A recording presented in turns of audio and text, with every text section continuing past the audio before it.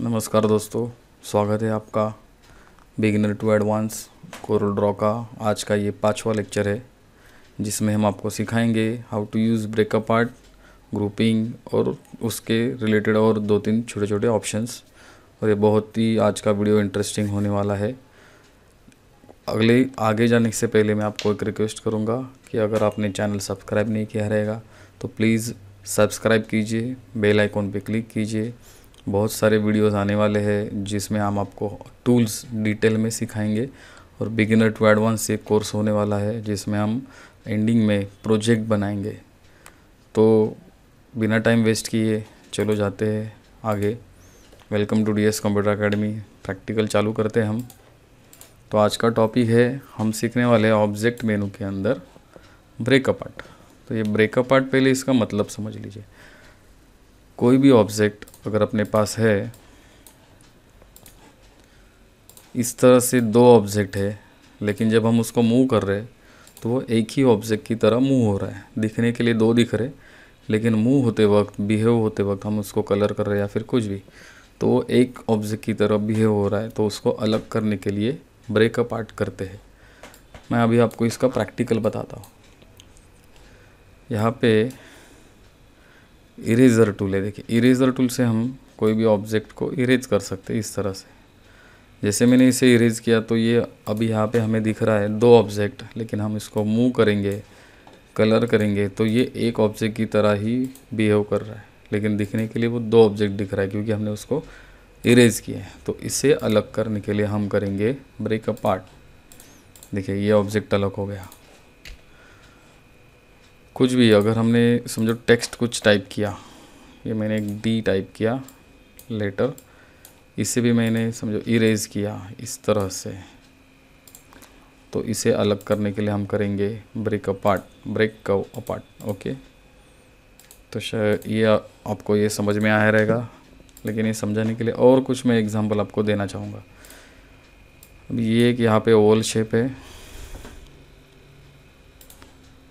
और मैंने एक ऑब्जेक्ट बना दिया इसके बीच में, और ये रेक्टेंगल को ये ओवल शेप में से मैं ट्रिम करूँगा। ट्रिम के लिए एक अगला वीडियो बनने वाला है, एक बहुत डिटेल में, आप उसमें ट्रिम का डिटेल सीख सकते हैं। लेकिन अभी तक आपके ये वीडियो के लिए सिर्फ मैं दिखाऊंगा आपको, हमें सीखना है ब्रेकअप आर्ट। तो ये रेक्टेंगल को मैं ओवल में से ट्रिम करूँगा। देखो, ट्रिम किया, कट किया हमने उसको। सेम वे यहाँ पे जो ऑब्जेक्ट है वो एक दिख रहा है, दिखने के लिए 2 दिख रहे हैं, लेकिन वो मूव करते वक्त एक ही है। इसे अलग करने के लिए हम करेंगे ब्रेकअप आर्ट। ठीक है, इसकी शॉर्टकट की आप देख लीजिए, ब्रेकअप आर्ट की कंट्रोल के, या आप डायरेक्ट यूज़ कर सकते हैं। तो ये ऑब्जेक्ट के लिए, टेक्स्ट के लिए हम यूज़ कर सकते हैं। तो ये ब्रेकअप आर्ट जो ऑप्शन है ये आपको अच्छी तरह समझ में आया रहेगा। ठीक है, अगला कुछ दूसरा ऑप्शन सीखते हैं हम। इसमें कंबाइन सीखते हैं। तो कंबाइन जो है, इसके लिए हम 2 ऑब्जेक्ट बनाएंगे, दोनों को अलग अलग कलर करते, हम दोनों को सिलेक्ट करके करेंगे कंबाइन, कंट्रोल L। तो देखो, ये कंबाइन हो गया और एक ऑब्जेक्ट का कलर दूसरे को आ गया। आपको लगा रहेगा कि ये ग्रुप हो गया है, तो ये ग्रुप नहीं है, ये कंबाइन है, ये अलग ऑप्शन है। मैं इसके लिए आपको एक एग्जांपल बताना चाहूँगा। अगर ये ऑब्जेक्ट है अपने पास, इसे मैं बैक करूँगा, ऑर्डर सेंड टू बैक, तो आप देख लीजिए ये जो कंबाइन किया और कंबाइन ऑब्जेक्ट जो एक के ऊपर एक आया है, इंटरसेक्शन पोर्शन वो ट्रांसपेरेंट हो गया। ग्रुप में ये नहीं होगा, ग्रुप में सिर्फ ग्रुप होगा, कंबाइन में ये ट्रांसपेरेंट हो गया। और ये जो कंबाइन किया, इसे अलग करने के लिए हम करेंगे ब्रेकअप आर्ट। ब्रेकअप आर्ट इस तरह से भी यूज़ होता है। तो ये दूसरा एग्जाम्पल है ब्रेकअप आर्ट का। और एक तीसरा एग्जाम्पल मैं आपको देना चाहूँगा।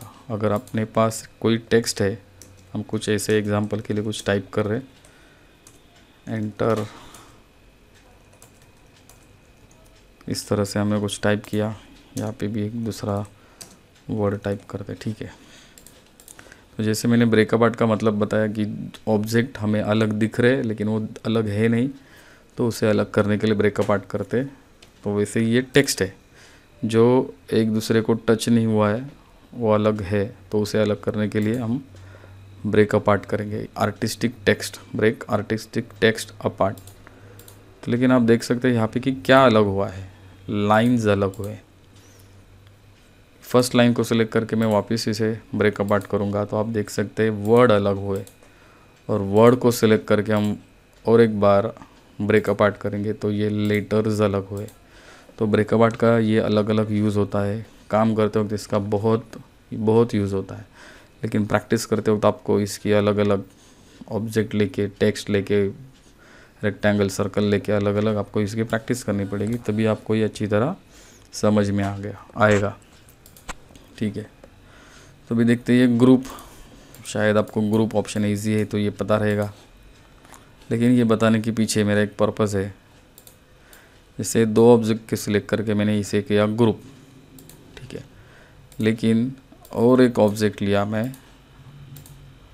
देखो इसे मैं जब ग्रुप को अनग्रुप करूँगा तो यहाँ पे 2 ऑप्शन है, अनग्रुप है और अनग्रुप ऑल है।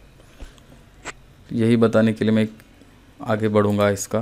ये 2 ऑब्जेक्ट को तो मैंने ग्रुप किया है, शिफ्ट दबा के और एक ऑब्जेक्ट सिलेक्ट करूँगा और इसे करूँगा मैं ग्रुप, समझो। और एक मैंने ऑब्जेक्ट, 4th ऑब्जेक्ट मैंने बनाया और शिफ्ट दबा के सिलेक्ट करूँगा और उसे और एक बार मैंने ग्रुप किया। मतलब स्टेप बाय स्टेप जैसे मैंने इसे ग्रुप किया है, अनग्रुप ऑल किया तो सब अलग होगा, लेकिन मैंने अगर सिर्फ अनग्रुप किया तो स्टेप बाय स्टेप ये अनग्रुप होगा। देखो ये ऑब्जेक्ट एक अलग हुआ, अनग्रुप, फिर ये 2 ये अलग हो गया। तो इस तरह से स्टेप बाय स्टेप हम अनग्रुप कर सकते हैं। तो ये दिखाने के लिए मैं आपको एक ग्रुप ऑप्शन बताया, नहीं तो वो ग्रुप ऑप्शन शायद आप यूज़ करते रहेंगे, ईजी ऑप्शन है। लेकिन इसी तरह हम ये लॉक ऑप्शन यूज़ कर सकते हैं, कोई भी ऑब्जेक्ट लॉक कर सकते हैं स्टेप बाय स्टेप, और उसी तरह से स्टेप बाय स्टेप अनलॉक कर सकते हैं।